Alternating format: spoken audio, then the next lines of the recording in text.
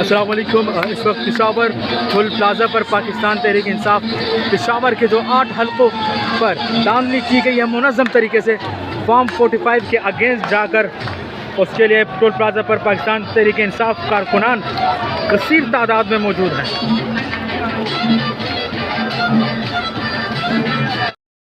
आजादी खून फेंक दो, आजादी जोर से बोलो, आजादी जोर से बोलो, आजादी जोर से बोलो, आजादी हम लेके रहेंगे, आजादी हम लेके रहेंगे, आजादी हम लेके रहेंगे, आजादी हम लेके रहेंगे, आजादी हम लेके रहेंगे, आजादी तेरे जान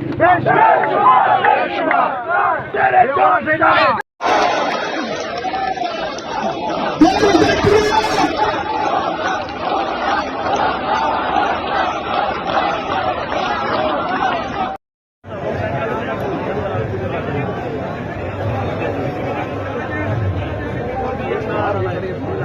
हाँ बोल रही कि वहाँ पर ये गाड़ी हो जाएगी।